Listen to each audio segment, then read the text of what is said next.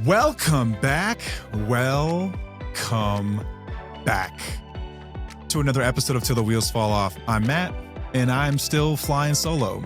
Paige is still on hiatus and enjoying her time away from the show. She'll be back. Can't say exactly when, but she will be back. Don't worry. Don't fret.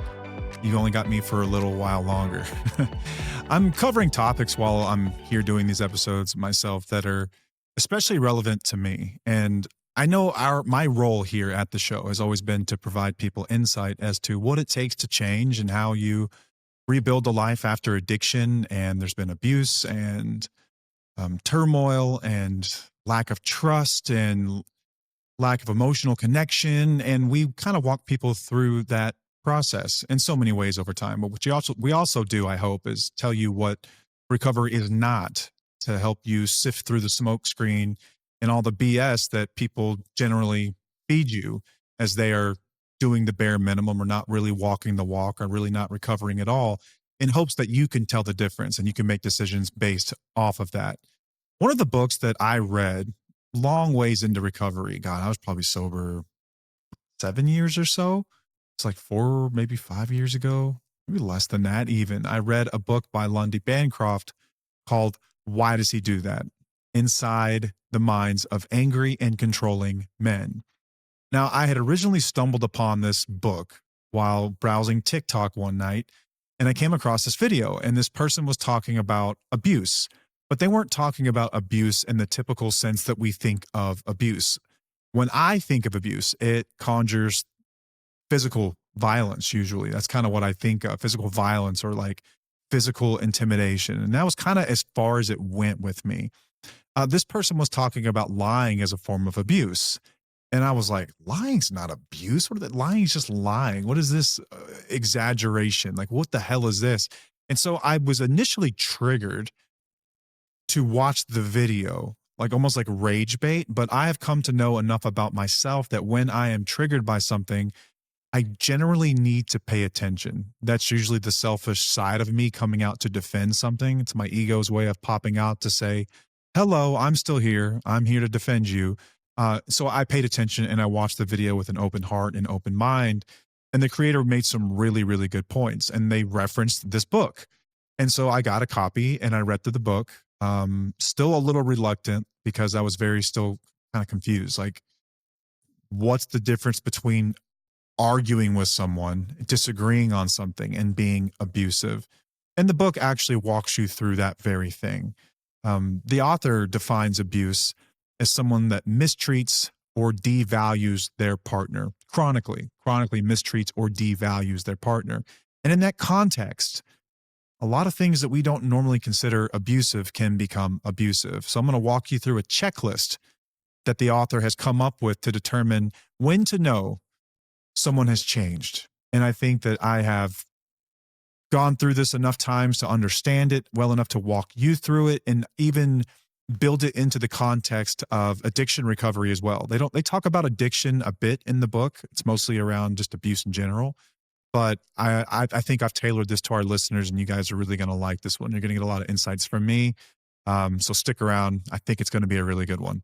Recording this at the last minute like I normally do. This episode, the first of you will see this thing, I don't know, an hour after I finish it, probably. It's going to be a late night, but it's something I actually really did want to do.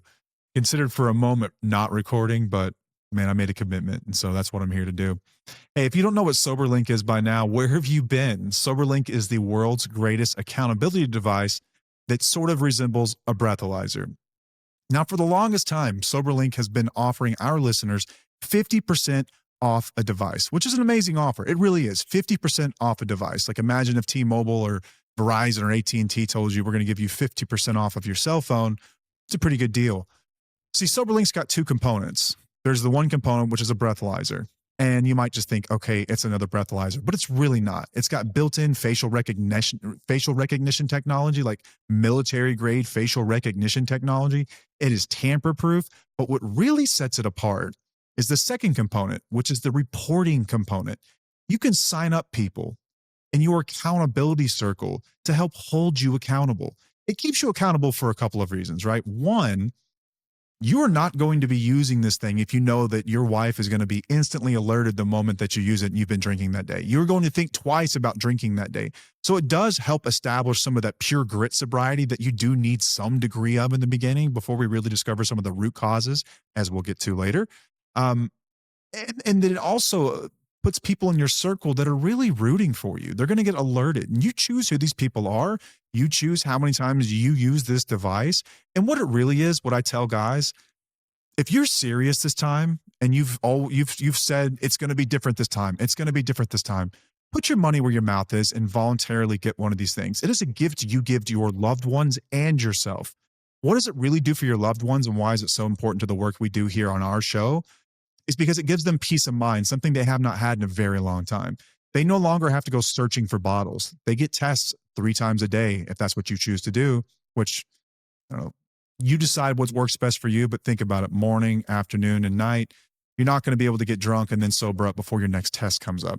3 to 4 times a day you're using this thing, and they don't have to go searching anymore. They're going to know. You're going to give them that peace of mind. You're going to give them their sanity back, as they're not constantly sitting in a state of anxiety, worried, are they drinking or are they not? Why are they here for too long? As they're checking your locations and doing all this stuff, and they've become so hyper vigilant and fixated on you. This is your gift to them, to give them that back. And for spouses and partners, this can serve 2 purposes. One, it can help you start to rebuild that trust that you so desperately want in your relationship again. Or the other side is that you're going to know when someone's not being honest. You're going to know when someone's not really doing the deal. And you're going to know that. So you're not going to have to question as they're lying to you. No, I didn't drink. Yes, you did. I have proof here on the test. And I know what my next decision needs to be. A lot of people are at this point in their relationships and no one wants to say it, but it's the truth. And that's why Soberlink and devices like this exist. Not devices like this. Soberlink is really the only one like this. Again, there's 2 components to this thing, right? There's the device itself, and you used to get 50% off that. And then there's the monthly plan piece. Here's what Soberlink is doing. No upfront equipment costs. You will pay nothing upfront for that piece of equipment. You will pay it monthly, as little as $19.99 when you sign up for 1 year. Go ahead and sign up for a year. I'm telling you from experience, it takes about a year, at least a year, to start to feel comfortable in the world sober again. You're going to be extremely triggered and want to go back to your old ways. Hold yourself accountable for at least a year. Give them peace of mind for at least a year. For $19.99, you can get the device, no upfront costs. And then they're also going to do you one better. When you use our link, soberlink.com/wheels, they're going to send you a $100 Visa gift card that you can apply back to your budget. That's going to cover a portion of that monthly reporting that we talked about, which is so crucial. That's what really sets it apart. That's what makes it the real deal. And then listen, there's another use of this thing as well. If you're at the point in your relationship where you're just done, this relationship is cooked. I know it is. At this point, dude, I'm just trying to make sure my kids are going somewhere safe. They're there for you in those moments too. It is court admissible in all 50 states and in Canada. It's considered the gold standard in court. You can get these things written into your custody agreements so that you can have peace of mind when your children go and visit your spouse, to know that at the very least, there is a sober adult there. Now, we can't control what they say or do necessarily, but at the very least, they're going to be sober. So again, it's soberlink.com/wheels. Hey, and while you're on the internet, stop over to twfo.com where you can check out everything that we offer. We've got a program called Independently Strong, which was built by us, me, Paige, and Dr. Christopher Taylor, our clinical architect. He is a licensed therapist. Now, this is not therapy, but it is backed by therapeutic concepts and is co-signed by a licensed therapist. He makes several appearances within the program to talk about some of the concepts we discussed, things like setting boundaries, what are your values, codependency to some degree. We really don't go heavy on codependency, and Paige has got an awesome episode coming out on Friday that you won't want to miss if you've ever wondered about codependency, how to build a healthy self, and many, many more. It is 10 modules long. And at the very end of it, we will present a module called Should I Stay or Should I Go? At that point, it is our hope that you do what you think is best and that you will know what that looks like based on your own values and certainty that you've learned in reclaiming you, in reclaiming yourself, not fear or what you might think that the internet says or what anyone, this is going to come from you. And this is what we hear from spouses and partners so often, is that they feel like they've lost their sense of who they are and their compass. And that's what we do. It also comes with a community. We meet on Wednesday nights, and you get to be part of us. The community, there are people that are really doing the deal, and there's some amazing connections in there. You're going to be around people that truly get it. While you're on that website, you can also check out our merch. We've got stickers and hats and shirts and recovery rocks, which were a really, really cool way to acknowledge the journey that someone has walked with you through recovery. This is a token that you give your spouse and your partner, whoever it might be in your life, that has been there with you through addiction as you were working to become a better person, as you were working to live substance free. And it says, "Thank you for being my rock" on the back, and on the front, it's got our logo. Sorry, stumbling over my words as I'm looking for it here on the desk, and it's not here, and I just realized that, and I kind of panicked for a second, but it's okay. You can see them on the website. We've got a new batch coming in as well. A lot of people buy these things, and I think it's awesome because it really does show that people are taking the message we have here to heart, and they're showing people the appreciation that so few spouses and partners get. It's really cool, really, really cool to watch. We've also got a newsletter. I've kind of slowed down on it, but I'll still send it out there. You can sign up. It's free. Also, we've got a free Facebook community where you can connect with other listeners and people going through this and be around people who are safe. It is a safe space for partners and spouses to come and support one another and to talk about their issues. You can post anonymously if you would like. You can find out about that there. All things TUFO related, you can find out about there. I think I've covered. Oh, Paige just started something new. This is something cool. We've had people reach out. I'm always blown away when they do. And they're like, I want to help you guys in some way. Like, I don't have much, but I would love to buy you guys a cup of coffee. And there's this thing called buy me a cup of coffee now. Paige just recently set this up. And if you're a listener and listen, you like the show and you want to support us as creators to help take care of the costs that go with this, or if we've helped you in some way and you would like to contribute, you can click our link tree on our social media profiles and you can give us whatever you like. Cup of coffee. I love coffee. I'm a coffee fiend. It is one of the very few vices that I did not give up. I love it. So we would appreciate it, but hold no judgment whatsoever and love you all the same if you don't. Okay, on to today's episode. Again, talking about abuse here, talking about what change actually looks like. And we're going to walk through a checklist of what change actually is. But first, I wanted to discuss the terms abuse. I kind of told you that story in the open a little bit, as I was thrown off by the word abuse. It was a hard thing for me to admit that I had not only been addicted to drugs and alcohol, but I was also an abusive person. And in many ways, I think that the 12-step education that I got made sure that I didn't feel any shame. They reminded me over and over that I had a disease, that I was sick, that I should not feel badly because I was a sick person, not a bad person. But I don't think that's entirely true. Speaking for myself here, okay? I was aware of what I was doing a lot of the times. These were choices that I'd made. As I'll tell you stories later on as we get in the checklist, there were moments when I was about to snap and I gave myself permission to do that. And I wasn't drunk and I wasn't high. So what do we call that, right? Addiction is a disease as defined by science, and I'm not here to argue with scientists, but there is a component of choice in addiction, and I will stand by that all day, every day. And not all of our bad behaviors leave when the substance leaves. Not to mention, not all addictions are substance related. Some of them are behavioral, right? There's gambling and there's sex and porn addiction, and a lot of the behaviors with those people are similar. So I would argue, and I am not a therapist, I am not a professional, I do not hold advanced degrees in any of this stuff. I'm just a guy with a microphone and opinion and someone that's been there with experience, someone who's actually walked through this. And I would say that there is oftentimes, I would say most of the time, abuse kind of inherently built in to the behavior of an addicted person of some kind that is separate from their actual addiction. I don't know why. I would love to understand the mechanisms from someone that is much smarter than me, but that is my hypothesis and I'm sticking to it, okay, for what it's worth to you. But I do believe that. I've been one myself and I've known so many over the years, and we all have so many things in common. And they're around our behaviors, not just around how we use substances or when we use substances. It's about the actual behaviors that we present in the world and in our relationships, and this selfish component. And I get kicked all the time on social media for saying this stuff. And it doesn't make it not true. You can feel like it causes shame to people. You can feel like it stigmatizes it, but I don't think it does. I think it brings a greater awareness to what recovery actually requires.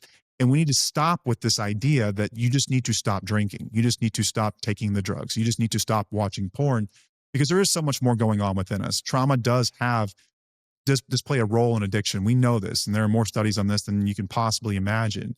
And some of the effects of trauma toward people are some of these behaviors. Like, you look at a clinical narcissist, right? In 2025, it's like one of the worst things you can get called on the internet, although it seems like everyone's a narcissist these days. And if everyone is, that means nobody is. But anyway, a lot of that stuff, a lot of personality disorders like this are born out of trauma. But does that excuse the treatment they give other people? Hell to the no. It does not excuse it. No. The way that we treat people, we were still responsible for, regardless of what's happened to us in our past. It's not our fault, but it is our responsibility. I'm sure you, listener, you, the viewer, have been through something in your life, and you could easily treat people poorly, but you make a concerted effort not to. I don't think that we should be excused from that just because we have addictions or anything else that's ever happened in our lives. And so I have a really hard time having these like deeply empathetic discussions around addiction and things like that, because I know firsthand that there is a personal choice component to it. I'm not saying that the other stuff isn't true. I'm saying two things can be true at the same time. And this should give you hope, if anything, if you're listening and you're anything like me, because that means that you do have some role to play here in fixing this, regardless of what's happened. And that means that you're not broken and that there is hope. Or you could take it the other way and say, can't win, don't try. What's the point? The guy just said I was doomed, but I didn't. Don't hear what I didn't say, but ultimately I know that you're going to hear what you want to.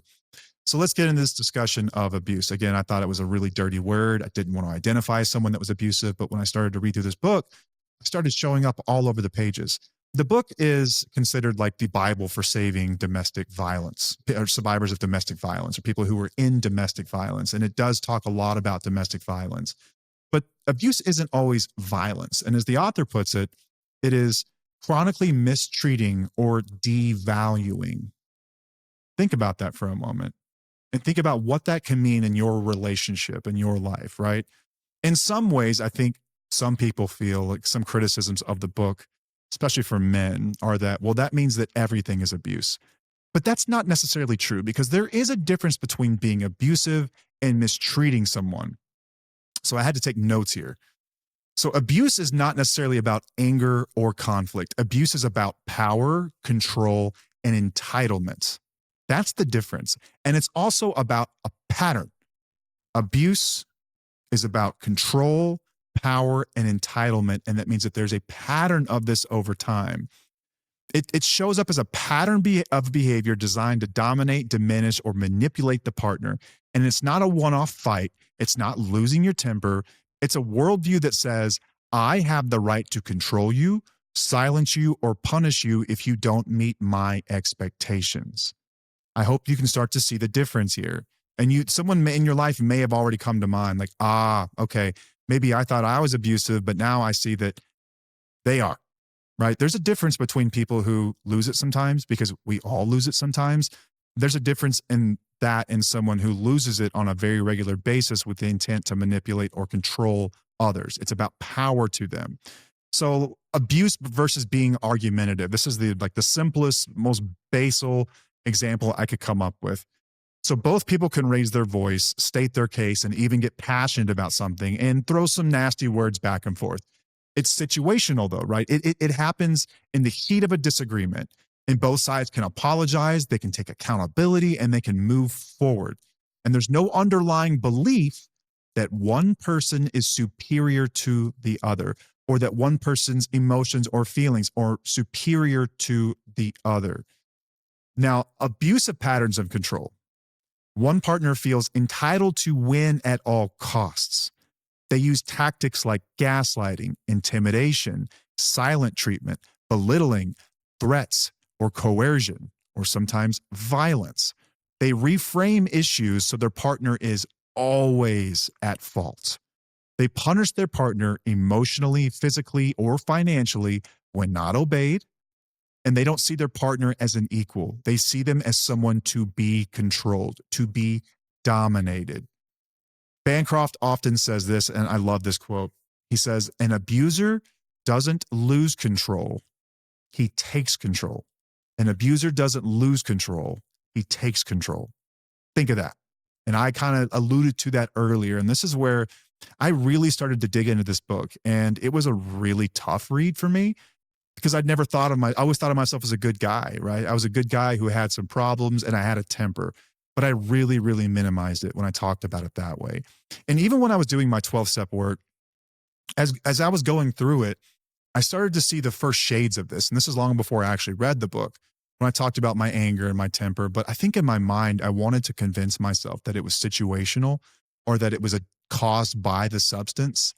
That is until you start to have these moments sober, or it's until you start to get really explore that stuff in your past and the patterns and see that it popped up all the time and it popped up in different situations with different people. It happened a lot. I always felt like I had to win an argument. I had to have the last word, that I had to prove my point, or at the very least, I needed you to see my perspective so well that you would stop questioning it. That's a really, really nice way of saying I needed to be abusive. I think that's what I really am doing there, truly, because that's what it is. That's what it is. We can sit here and say that it's not all day long, but it's really hard to argue here. And you can look at the problems that this causes in a relationship, like the relationship dynamics that we had for a very long time. I was always a stronger personality. And you guys probably see that too on the show at this point, like even to this day, even like both healthy and everything else. Paige is more reserved. She's quieter. She's not like to be picked out of a crowd. I'm louder and I'm an attention whore. Is that just probably just need to come out and say it? She's called me that for years, and I don't need to be because I think I'm so great. I was always like that little ham of a kid who wanted to be the comedian, like class clown type. I don't know. It's just kind of part of me. For those of you that are into horoscopes, Paige is a Cancer and I'm an Aries. I don't know if that helps anyone. Every time someone asks me what my sign is and I tell them that I'm an Aries, they just go, ooh, because I don't know anything about it really. But me and Frakes were talking about this the other day. Apparently it's like not a good one, but I promise you I'm a good one. I'm not an angry one anymore. But that's just always kind of been our personalities. And I think that as time went on and I got older, I think I always had a problem with authority and I never liked to be questioned. And this just got uglier and uglier as I got older. Like the pattern was getting worse over time. The addiction was present. And I'm not going to sit here and deny that addiction plays a part. I'm saying it's not the whole part. I'm saying that abuse is not caused by addiction. I'm saying that abuse is exacerbated or intensified by addiction. And so as my addiction got worse, those underlying behaviors started to get worse too. And they started to show up more and more and more, like the lying and the gaslighting. It felt so natural to me already, but I was doing it now to protect this lie that I was telling because I was a closet addict, right? But it's still, what is it doing to her? And in the moment, I never stopped for 1 second to consider, not one time. I knew I felt guilty when I lied at times, but it was so easy just to forget about it. It was so easy just to push it down. And this book, like if I'm talking about this and you'd like to know more, like this book, it's really about the inside the minds of angry and controlling men. Here, let me hold that up. He was a counselor for abusive, like rehab groups, abusive programs. And he's literally counseled or been around thousands of abusive men. And he kind of gives a synopsis and he makes no bones about it. He basically says, very, very few will actually do the work to recover, and the rest of them forget about it. That's kind of the perspective he takes because he has seen the worst of the worst, right? The physically abusive types, like the covert narcissist types, the kind that have been to therapy but not really changed, but have now learned the language of therapy and use it against people. He says they're the biggest nightmares in the world to work with, but it's got some awesome takes in it. I think that I've pretty much recommended this book to any guy that I've ever like personally known that's been in my position to tell him to give it a read. You really need to read it. Like that really changed my perspective and gave me some ideas about where I needed to do some more work, or at least where I needed to have some more awareness. At the end of the day, what it does is provide you more awareness to some of your behaviors. And like, it's really important. And if you have a power dynamic in your relationship such that you've always been the one that kind of got their way, and there's this other partner that has always been kind of quiet and subdued and more muted about things, like that is a power imbalance. And it shows up in a lot of ways. It shows up financially and domestic labor. And we'll get into this. So Lundy Bancroft published this checklist for assessing change on his website. And I will do my best to remember to put this in our show notes. But if I forget, you can just Google Lundy Bancroft checklist for assessing change and it'll pop up. And it's like a bunch of little bullet points. I think it's on his actual website, lundybancroft.com. So you know that you're in the right link. At the top, it says checklist for assessing change in men who abuse women. So we are going to read through these, talk about them a little bit, and then we're going to adapt these to the context of recovering from addiction, because I think that everyone's got ideas about what it means to recover. I think that I may have created the most comprehensive list I could ever come up with the help of this list. So number 1, admitting fully to what he has done. 2, stopping excuses. 3, stopping all blaming of her. 4, making amends. 5, accepting responsibility, recognizing that abuse is a choice. 6, identifying patterns of controlling behavior, admitting their wrongness. 7, identifying the attitudes that drive his abuse. 8, accepting that overcoming abusiveness will be a decades-long process, not declaring himself cured. I think I had, is that 9? 9, not starting to say, so now it's your turn to do the work. How many times have y'all heard that one? Not using change as a bargaining chip. 10, not demanding credit for improvements he has made. Okay, I've lost count. I'm just going to go through the rest now. Next, not treating improvements as chips or vouchers to be spent on occasional acts of abuse. Example given, I haven't done anything like this in a long time, so why are you making such a big deal about it? Next up, developing respectful, kind, supportive behaviors. Next, carrying his weight.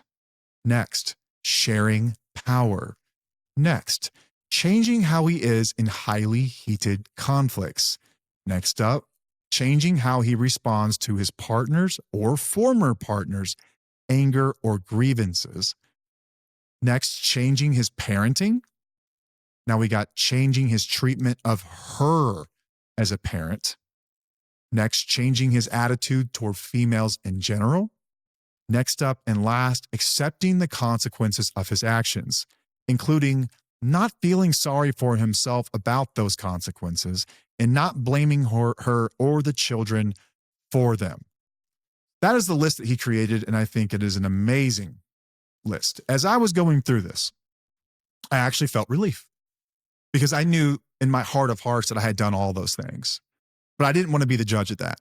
I sent this to Paige with no context, and she said, wow, I've done every single one of those things. So we're on the right track, best I can tell so far. But I know that our listeners a lot of times are dealing with addiction, and it kind of clouds things because half of you are convinced that if you can stop them from drinking, things are going to get better. The other half don't know where to start. And then maybe not half, but a smaller portion of you understand that it's really about the behaviors, right? It's the behaviors, and it will always be the behaviors. So if we're just talking about abuse in that context, it kind of removes the messiness of it. But let's go ahead and tailor this list and kind of adapt it to what it would look like for recovery context. So 1, admits fully to abuse and the harm done. And this is without minimizing. This is without blaming addiction. This is without calling it just the drinking. Okay. So I made notes here. And the first thing I said was, it's scary.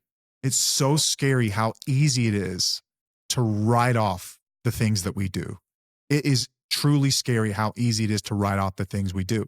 I can remember some of the things that I did. I remember spending money we didn't have. I remember lying about it. I remember taking my children to dangerous locations to pick up things I had no business picking up.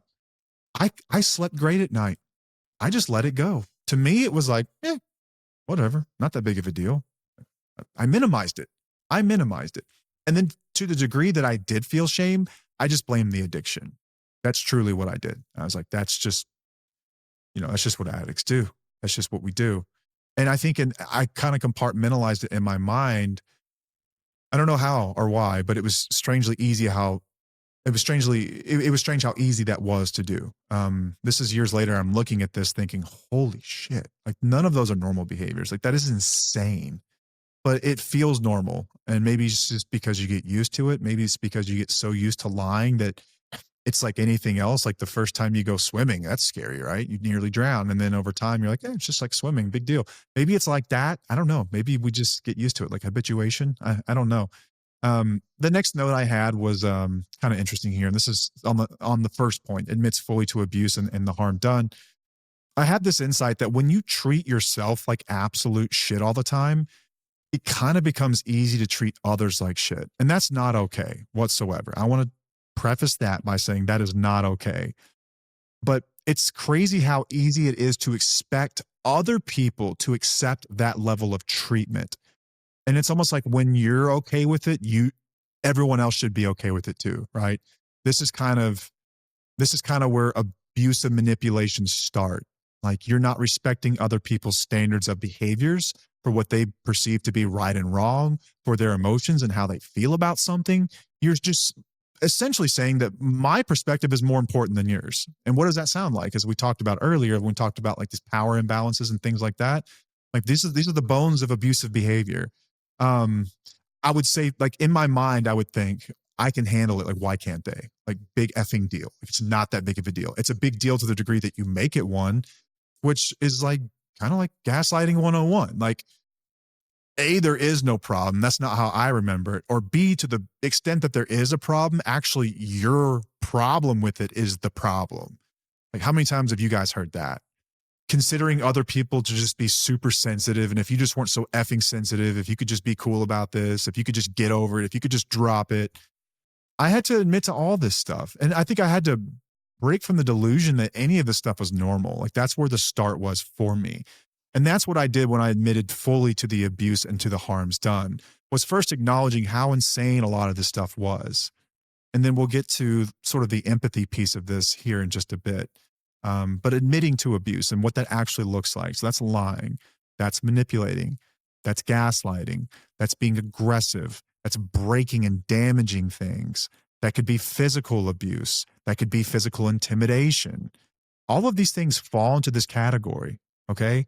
This could even be passive aggressive types of abuse where if you've ever seen The Godfather, right? They don't ever actually threaten anyone. They just make them an offer they can't refuse, right? Kind of falls into the same category. It's discreet abuse, but it's still abuse. Nonetheless, it's still abuse. It's a threat disguised as a decision or a choice that you get to make. And that is also abusive. So this is the next one, acknowledging that abuse was a choice. This one I did pretty quickly because once I thought it through, and especially once I'd been sober for a bit, I was like, no, that absolutely was a choice. This was even part of my recovery as I was working through steps, and I did 12-step, but if you didn't do 12-step, there are other ways you will still uncover some of this stuff. In fact, I would say that there's a lot of people who work 12-step that never do this kind of stuff. Luckily, I was around good people who called me on this kind of crap, but acknowledging that abuse is a choice. So substances may have intensified it, but they are not the cause of abusive behavior. Are there exceptions? Probably. There's always exceptions to things. But I would say in general, that's the rule. It does not cause abusive behavior. It doesn't cause it. It can exacerbate it. It can intensify it, but I wouldn't say it causes it. Not everyone that gets drunk gets abusive. Not everyone that uses an amphetamine gets abusive or uses cocaine gets abusive. People react differently on different things. A lot of the times it's your underlying ideas and attitudes that affect how that stuff shows up. You ever heard someone say that it's the real them? It's what is it? A sober man's words when they're drunk. It's just like what they're saying, what they wish they could say when they were sober. I think that some of that stuff is true. I really do. But I was aware when I was acting like a complete asshole. And I can recall moments where I literally let myself snap. I think we've all had these moments where you get angry and you just snap, right? And you never feel good about it yourself afterward. Oh my God, can't believe I did that. I would do this pretty regularly. This is like a monthly, if not weekly occurrence, where I would have something go on and I would feel that anger boiling and it would get to my throat and I would just say, fuck it. And I would just let myself go crazy and I'd snap and I'd slam shit and I'd yell and I would scare people and the dog would be shaking in the corner and Paige would be, crying and upset. And here I am. That was me. That was me pre all of this stuff. That was me. That's the real me. That guy's in there. Okay. That's like the core makeup of me. And I've had to work the last decade to undo a lot of this stuff and recognize it when it pops up. Do I still get angry sometimes? Sure. Sure, I do. I'm human just like you guys. I get angry, but now I get to pause and make a decision on how I'm going to respond and not react. But that takes work and that takes practice. And I think first it takes acknowledging that it's an effing choice. That's the first step. But another thing is that I would have remorse. Like I knew what I did wrong. Why do we feel badly when we've done something wrong? Because we know what right is. That's a choice. I knew that what was right and I didn't behave in the way that I knew to be right. And I had a choice in the matter. Abuse is a choice. Also, think about the abusive person in your life, whoever this might be. Are they abusive to everyone? No. Usually not the way it works, right?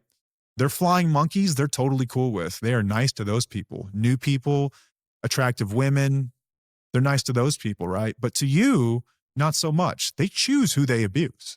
They choose. And it's usually because you don't let them get away with shit and because you speak up and because you challenge them and they don't like that. And when you do, they get abusive, right? They want to assert dominance, control over you.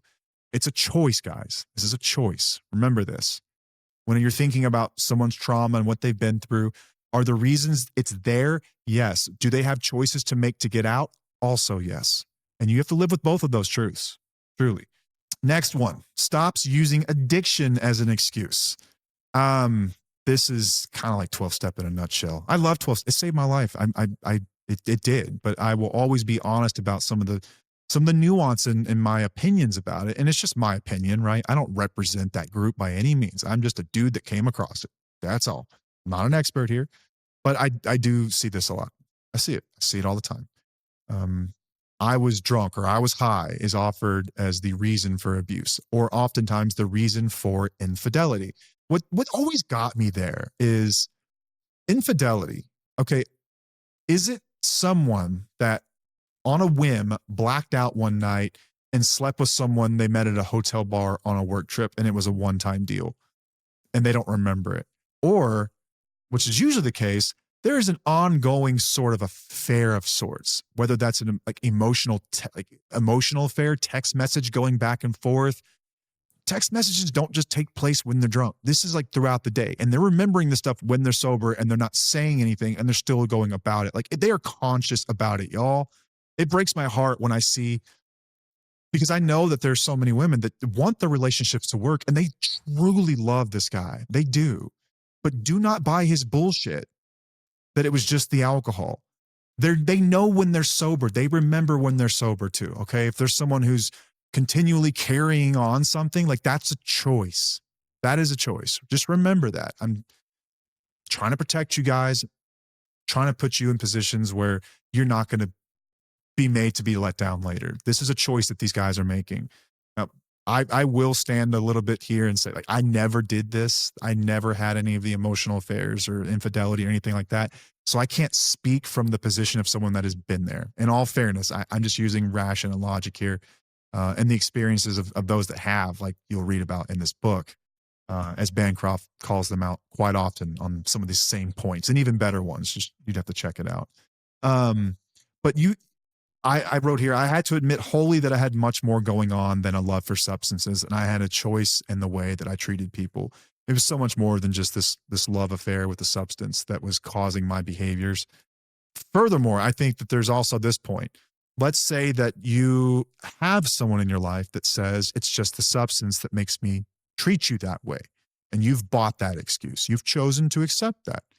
Okay, then if we're aware that that substance can cause treatment of the person you're supposed to love and admire and covet more than anything, If it causes mistreatment of that person, then why are we still giving the substance the time of day? Fair question, I think. If we know that that's what happens, if that is what happens, then why are we still drinking? Good question. I know that addiction plays a part in this, but again, abuse, the behaviors, our choice. It always will be, and I will stand by that. Okay, makes specific amends. Now, I've seen this done right. I've seen this done wrong. In 12-step, traditionally, you've all probably heard of like the ninth step. In step 8, you make a list of people that you've harmed, and you just become willing to make amends to them. And then in 9, you make amends to such people wherever possible, except when to do so would injure them or others. I always like to point out that you are not others. You, being the person making the amends, are not others. Okay. Some people really weaponize and bastardize this. We talked about this in a recent episode or a reel, I think. I've lost track. One of the two. We talked about it. But make specific amends for both abuse and addiction related harms like lies, chaos, financial destruction, whatever it might be. You have to own all of that stuff, all of it. Here's where I think we kind of get things wrong in the literature. I think if you've got some really good, healthy people around you, they're going to tell you to do this, but not everyone does. Okay. And some people try to work the steps by themselves and just interpret what they want to out of it without having someone to check their ideas. It's not wise, but they will make amends for the things that they think they did wrong. How is that fair? Right? If the spirit is to make direct amends to people that you've harmed, define harm. You shouldn't get to define it, abuser. You should allow them to define it. And so I think that you should obviously make amends for the things that you're both very aware of. But I think at the very end of that, you have to make space and say something to the effect of, choose your own words, but is there anything that I've done that I haven't brought up that I need to know about? And then hold the floor and allow them the space and hold the space for them to discuss harms done that you're not even aware of, that you need to acknowledge, because that's where the real good stuff happens. That's when you really give people their power back a little bit to talk about their experiences. I think you have to do this. I think you have to do this. This is my recovery checklist. Okay. If I was going to create my own. So you got to do that. You're following my plan. Next one, engages in recovery consistently.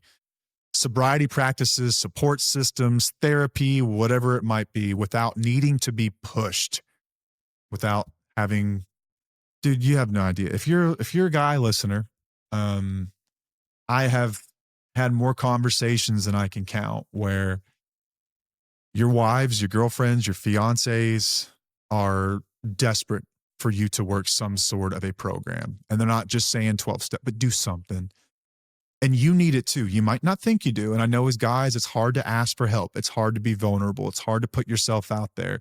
Maybe you were never taught how to ask for help. Maybe you were never taught how to receive help, but you're going to need help. You're going to need, and it's great, man. It's like hiring a consultant that just gives you feedback and makes sure that you're on the right track. Like, you're still doing the work. If you want to be gruff about it, you still get to do the work, but you just got someone there who's guiding you in some way, because you're going to miss something. If you think that you're going to fix all of this with the same perspective that created it, you're wrong. You're just wrong. You're going to have to broaden your perspective, and that means you're going to have to take outside perspectives. And there's nothing wrong with that. That's just humility, and that's also part of recovery. And we'll get to that here in a bit. You know what? Actually, I'm going to call myself out. Wasn't going to do this, but I should do this. Some of these things pop up from time to time, even after recovery. So we, in like 12-step, and I think everyone's got their own version of this, but it's like continued inventory, continuing to check yourself, continuing to watch for old behaviors as they pop up. I had one pop up tonight, y'all. And I'm sitting here, I'm not even going to justify it.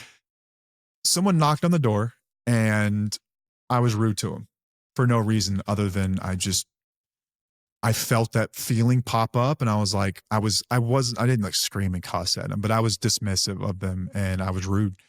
And Paige was actually on the porch and she was embarrassed by it. And at first I wanted to justify why I did it, door-to-door salesman, blah, blah, blah, blah. And listen, That's not a luxury that I have anymore to act that way.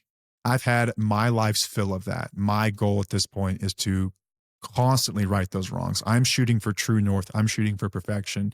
And so I have to right this stuff. We ended up getting the guy's card. It's like this poor roofer, right? He's just going door to door. I had like 6 or 7 calls from roofers in the last 2 days and texts. And I'm just like, now one's here and I felt so self-righteous in the moment. I was like, I'm going to go out there and I'm going to like give it to the roofing industry by just being rude to this poor guy, just trying to grind and get some roofs, you know? And it was wrong of me. And like 30 minutes later, I sat here and I always check myself after stuff like this. And I look for signs of the universe. Like, where was I off base? Was I off the beam? Where was I wrong? And I say a quick prayer. And I was hoping what would come back was, yeah, F those door-to-door salesmen. But that's not what came back at all. What came back was like, you owe that person an apology. You should be embarrassed. Like, that's ridiculous. That's old you type shit. We're better than this now. You don't get to act that way anymore. And so I had to go get the guy's card out of the trash can and I messaged him and I apologized. And that is embarrassing to say because I'm supposed to be the guru, right? But here I am still being an asshole for no effing reason. Regardless of what I've got going on in my life right now, it's not an excuse to treat people that way because it's a choice, right? I'm telling you right now from experience that the stuff still pops up and I had a choice in that moment and I made the wrong one. Now, recovery is what it's about is acknowledging the stuff and correcting it, making that right with the world and with that person, and then changing your behaviors moving forward. So I'm going to call myself out. I could not sit here and read this shit knowing what I just did like an hour ago, right? And I don't do this stuff often. Like, I don't know the last time I've done something like that and had to like make an apology, but it pops up. And when it does, you got to be ready. And so as we get to some of these other ones, like, where is it at? Hang on. I lost my spot. We were counting earlier and now counting has come back to haunt me again. Oh, engages in recovery consistently. That's what I meant by that was it's an ongoing process of checking yourself and you're consistently doing it so it's fresh. And this is why I still help people. This is why I still go to treatment centers. This is why I still take advice from people. This is why I still learn every day and I still like absorb things and I read and I stay humble about it because I still make mistakes. And so that's part of the deal. You have to do that. You have to engage consistently over time. Old patterns don't die overnight. These are notes that I made. No, old patterns don't die overnight or after one day of acting right. In my experience, it takes consistent action over a very long period of time to begin to right this stuff. And helping others is huge too. I think that's out of everything that I've ever done, like therapy or like sitting in a meeting, like that stuff, you can absorb things. But like if you want to learn about something, read about it. If you want to understand something, you should write about it. If you want to master something, you should teach it. Teach it. And in order to teach it, you've got to work with other people. Because that's when the concepts really become real to you. Not to mention, you're also responsible for conveying that in a way that makes your brain like there's friction in your brain as you're trying to get the thought across. And that's how real learning takes place. I just learned about this on a podcast about neuroplasticity. And that's how learning takes place. That's why AI can be dangerous, actually, because it takes away the friction in our minds. And it will literally make us dumber. If you don't believe me, look up the Google effect. We're going to talk about that in an episode one day because I want to talk about AI and therapy and why that's a good thing and a bad thing. Anyway, helping others is huge. So you should be doing things like this. Developing new coping strategies. You find non-abusive, sober ways to handle anger, stress, resentment, shame, fear, all these emotions that we consider icky emotions, right? We find new ways to deal with this stuff. I think acknowledging them is one part of it, right? Okay, I'm an angry person. Okay, that's not enough. Now the other is actually handling it in new ways. Anger for me, the biggest thing that I ever learned how to do was pause. If I could just pause, because like my amygdala reacts and my brain just goes straight into like monkey mode. I just want to lash out. But I have a choice in the matter. I have a prefrontal cortex as well, right? And I can pause. I can stop myself. Even when I feel like I want to burst, I stop myself. And eventually the cortex takes over and your reason takes over and you get some positive feel-good hormones flowing back in there and not just cortisol and these anger stuff.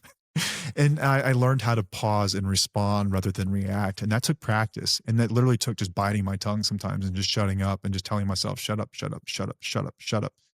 And allowing myself to respond differently. Over time, I've gotten good enough at this where very rarely do I have some smart ass remark that comes straight out of my mouth. I'm usually able to stop myself. Pausing's huge, man. Stress. I do breath work. I've got an app on my phone and I've used it in my office many times. One time the janitor thought something was wrong with me because it was after hours. I was in there working and I was just super stressed. And I was doing breath work with my headphones in. And he thought I was having a heart attack or something. He shook me. He's like, "Are you okay?" I was like, "Yeah, I'm good, man. I'm just over here doing my breath work for stress." The app's called, I think it's called Breathe. Now I'm saying this and I'm going to have to go find it. I can't remember. Look up breathwork app, y'all. You don't need to use the one I use. What does that mean, right? Nothing. Just find one that works for you. Breathwork's amazing. Oxygen literally changes the way that your brain feels. You will feel differently, and that makes it easier to think differently. Reading is a huge one for me. Learning as much as I possibly can calms me down as well. Gratitude lists are a big deal for me. In my worst days, especially in early recovery, I was actually making gratitude lists whenever I would start to feel sorry for myself. Like I'd get stressed at work a lot. And then I'd have to remember, like, my phone's ringing because I'm needed, because someone thinks enough of me to make decisions, because I'm in a place of privilege where I'm able to make these kinds of decisions and I'm able to take care of my family because of it. And I have my health and I've got 2 healthy kids and they're both in school and I've got an amazing, beautiful wife that holds me accountable. And she's my best friend and she's hilarious and she's goofy and I love her and she loves me. And like, we're lucky. We have a roof over our heads and we've got a googly eyed little dog that's adorable. And suddenly the world ain't so freaking bad. And suddenly I'm not so stressed. That was a huge one for me. Journaling, taking breaks, sometimes just venting. Venting can just help, man. Can't tell you how many times I've talked to myself in the car. Like, I'm that guy sometimes, but it helps just get it out a healthier way than hurting others, right? Big one for me is just acknowledging my role in things that pop up. Like I can be pissed, that I've got customers that I would say kind of abuse us sometimes and like expect way too much of us. But I designed it that way because I didn't have boundaries and I made them comfortable doing that. So I have a part in that. I can be pissed at the same time. I'm like, it's business. They're going to do it if they can get away with it. That's kind of the way business works. Also, it's kind of what sets you apart. That's why you have a job, pal. So I do things like that. Shame. I think I was decent at like understanding I'm not a bad person and I'm allowed to make mistakes like every other person, not all the time. And as long as you make proper apologies for that stuff and you change your behaviors, it's okay to make mistakes, dude. If we're going to screw up, like, I feel bad for the way that I treated that man earlier. I don't think I'm a bad person. I think I was a dick and I had a moment. Not to dismiss it either. Like I take it seriously. I think Paige even said something like, "Wow, like taking this really seriously." I'm like, yeah, I am. It's a big deal to me. I'm not supposed to act this way, but people will make mistakes, including you, listener. You will say something at some point you regret and go, "Ooh, that was a low blow, man. I'm sorry for that one." Yeah. Yeah, you're not just like your crazy dad that everyone hates. You're not just like him. Maybe a little bit. Maybe the apple didn't fall too far from the tree, but you get my point. Okay, we're coming up on, damn it, I did it again. We're like an hour into this deal. I feel like I've been sitting here for 30 minutes. I don't know. Maybe some of you like longer episodes. Maybe I need to hear from y'all so I have ammunition to tell Freights and Paige this ain't so bad. But then again, I have an excuse because this is our Wednesday episode, which is typically this length. I'm really trying to get better about the shorter stuff on Monday. All right. Doesn't use recovery as leverage. This is number 7.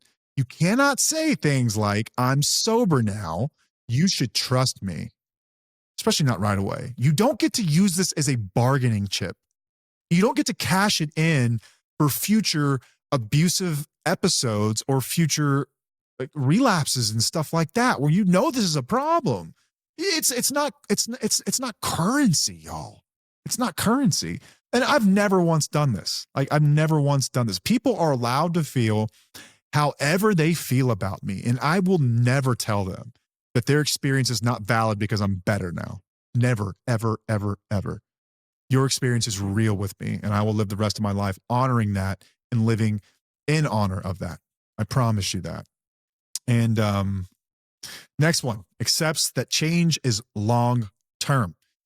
Okay, this is a tough one because in recovery, oftentimes we say that it's just for today. It's just one day at a time. And in the beginning, that's true. Sometimes it's just 1 minute at a time. It's like 30 seconds at a time. Oh my God, it's hard, man. And the thought of forever is scary. I was in treatment in April and I was already thinking about our daughter's wedding. She was 9 months old. How am I going to toast at her wedding when I don't drink alcohol? Right? How am I going to celebrate Thanksgiving and watch the Cowboys probably get their ass kicked again? Yes, I'm a Cowboys fan, but I'm a real one. Okay. I'm not a delusional type. How am I going to celebrate Christmas? How am I going to do any of this stuff without alcohol? Because it was like the center of my universe. And I just took everything so seriously. Everything had to do with alcohol. And the thought of forever was so much. And then I had this guy give me this really simple idea. He just said, all you have to do is stop for today. That's it. He goes, and I've just been telling my dumbass self that for 20 something years and it works. I was like, I love that. I don't have to commit to anything except for today. And that's honestly the truth, because what do we have except for today? But that's the deal. Every morning you get up, you got to promise today, today, today. And you just do that over and over and over. That's the way it works. I don't know if I'm going to drink in a year.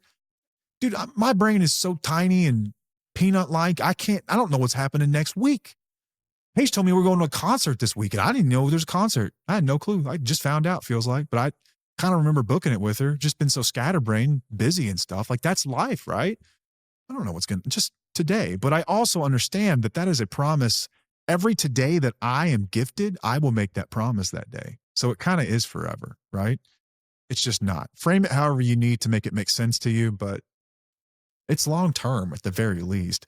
Abuse recovery and addiction recovery are long processes.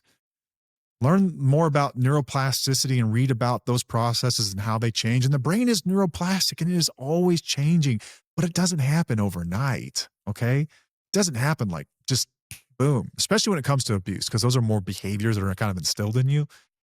Some of the compulsion of drinking and alcohol, things like that stuff can be relieved with like medications. Are getting pretty good at this. And some of the psychedelics that are out there are getting pretty good at this. But when it comes to behaviors, that's going to be long term. Oh, yeah. I got a word for the people who just want to try this for like 6 months and then go back to doing your own thing. Like, save your loved ones the trouble and just tell them now. Just go ahead and tell them what your plan is. Let them make the choice. Don't hold them hostage. I mean that. All right. Next up, shares power and responsibility. I've never been like one of those like old school, like 50s types dudes. It's like man's like the center of the home or anything like that. But in a lot of ways, I did not share power in arguments. Did not at all. Always felt like my perspective was more important or somehow more valid. And that was where my abuse really showed up, was in things like that. But at home, in parenting and decision making, you're no longer expecting others to carry all the weight. There's some people out there where when it comes to parenting, like, no, that's women's work. I ain't doing that shit. You kidding me? I don't take them kids places. I just give them a roof over their heads and I feed them. But I did read today that I think millennial dads are spending like 3 or 4 times more time with their children than ever. So like, let's go, guys. We're doing great. Let's go, millennial dads. I think we can still do better, especially if you're kind of like me and you're listening to this show. My guess is you could probably do better, right? Just say, call it how it is, right? I know that I did. So I know in decision making, I've always shared power pretty well there. But Paige may disagree. I would defer to her to ask her how she feels about that. Parenting, man, this is just my perspective. I've always felt like they're 51% hers and they're 49% mine. Like, she carried them, she birthed them. I feel like that earns you like majority ownership. So I've always kind of deferred more to her, even when I disagree about something, even if it's passionately disagree. All that I will ask of her is like, I just ask that you consider my perspective here, but I'm going to defer to you. That's just the way my relationship works. Y'all can do whatever you want. But I do think that if you are an abusive person, you should aim for something along those lines. I think that kind of fits with the book and everything else. But that's in all things. And I think that Paige and I have always shared power and leadership pretty well, except for when it came to arguments and things like that. I was terrible at it. Sharing domestic duties. Listen, I'm not here to beat up people who are happy with their arrangements at home. What I'm saying is if there's an unequal balance there, like, equal looks different for everyone. I should just say that, right? Maybe you guys have an arrangement where like someone works like offshore or something and like they can't be there to handle things. Like obviously like you guys knew what you were going to do as a team and that works for you. I'm talking about like coming home and watching someone do the laundry as you're sitting there on your ass, like flipping through TikTok, and you know they're stressed and there's kids are screaming and there's dishes in the sink. And it's like, you could help a little bit, you know?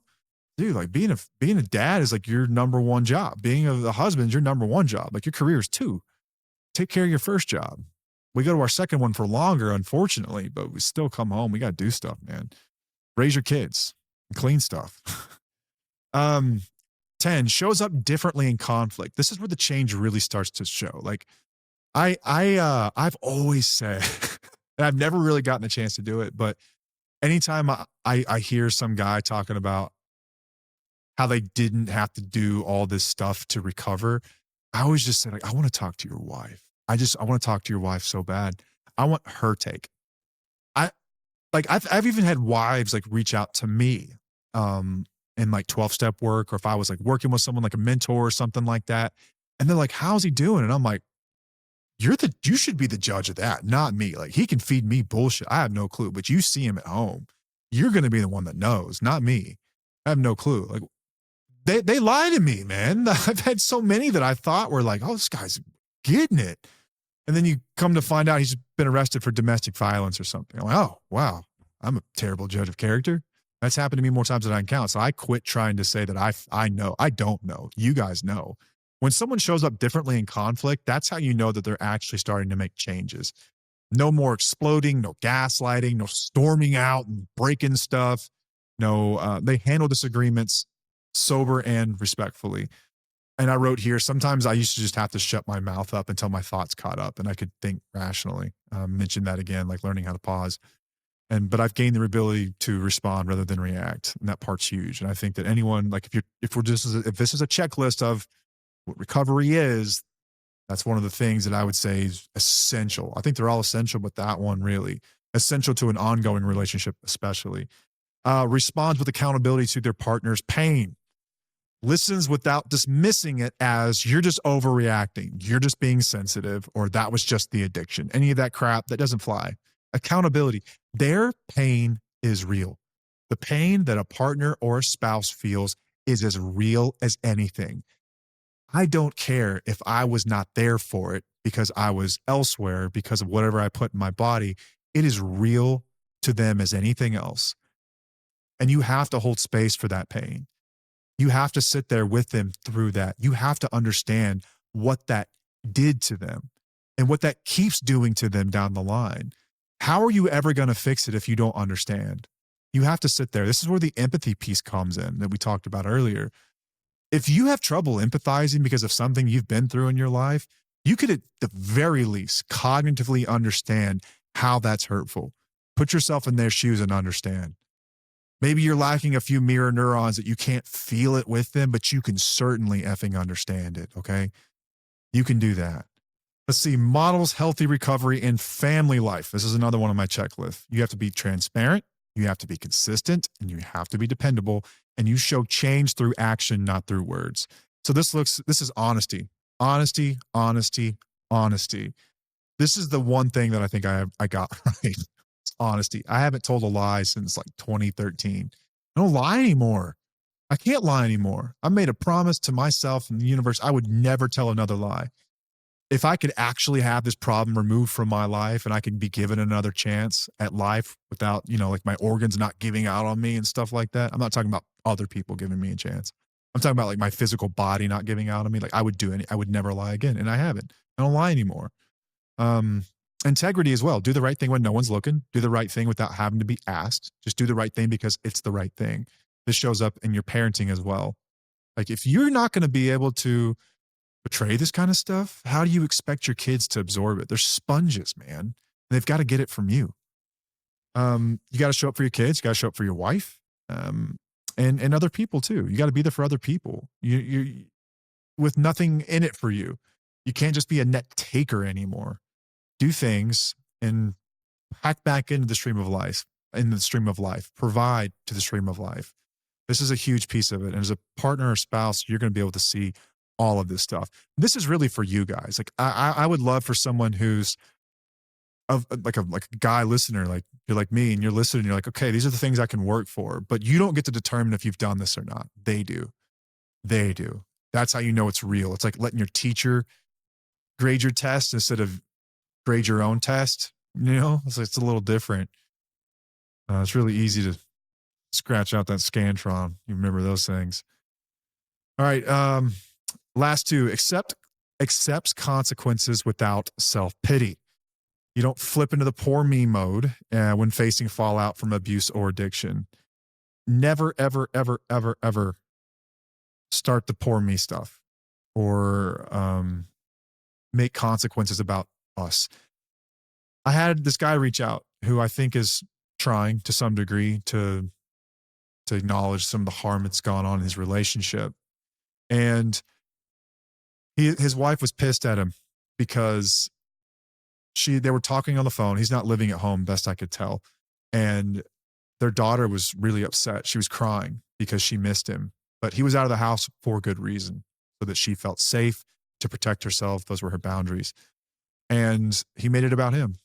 He said, thanks for making me feel like shit or something like that. Or like, that's a huge punch in the gut, you saying that. He's making it about him instead of just sitting there with it and acknowledging that pain and processing that and turning it into something that might propel him toward change, give him motivation to move forward.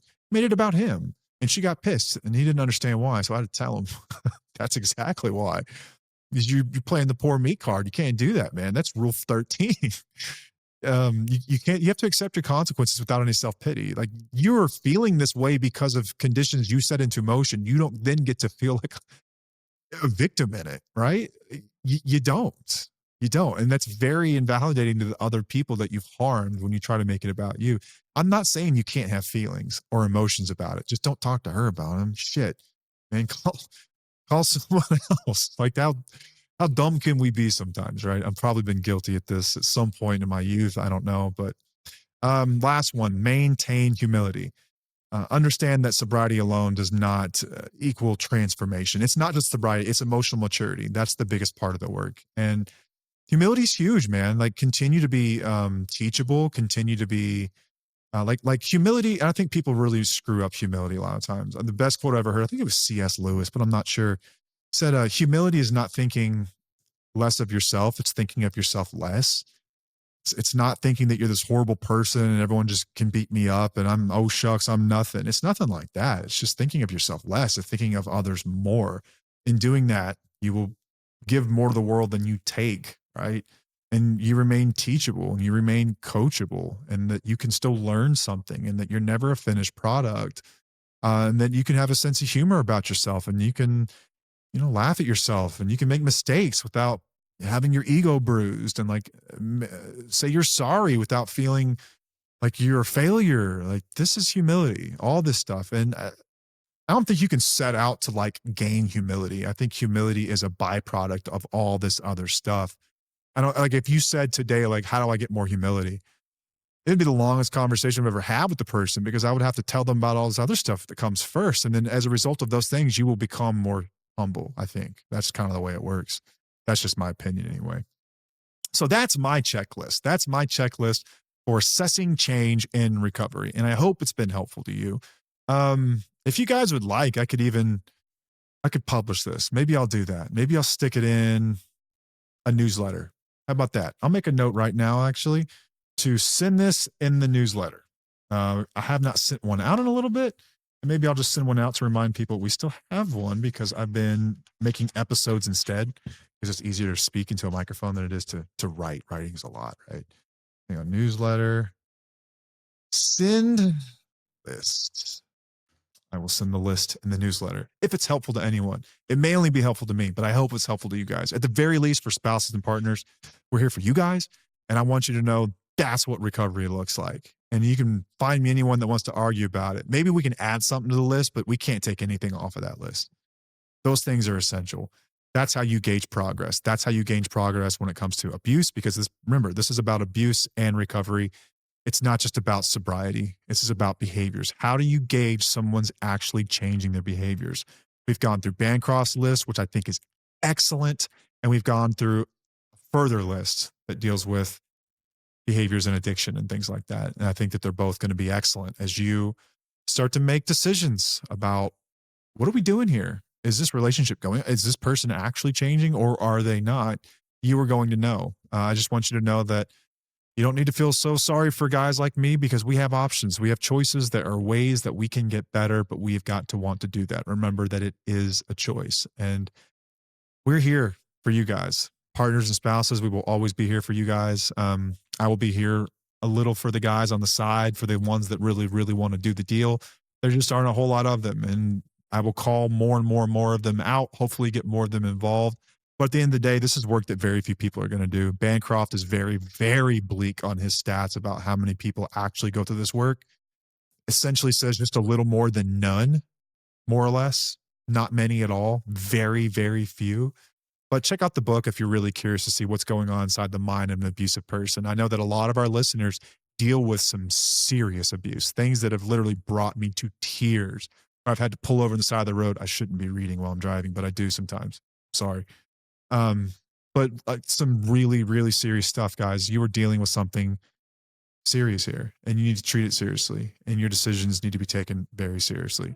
And information like this, hopefully some of the stuff that I provided here lets you know how serious it really is and what change actually looks like. And you should settle for nothing less. Absolutely nothing less. Do not take some bullshit version of anything that we've just discussed. Take every bit of it or nothing. That's where I'm at with it, because I love you all, and I want to protect you, and I want to be there for you, and I want to make sure that you're entering this world of recovery and repair with information that a lot of people didn't have. And you do too. You do now. So I hope it's helpful. Sending you guys tons of love if you're going through this. And I mean that. I absolutely mean that. Paige sends her love. And until next time, I'm Matt, and I'll see you.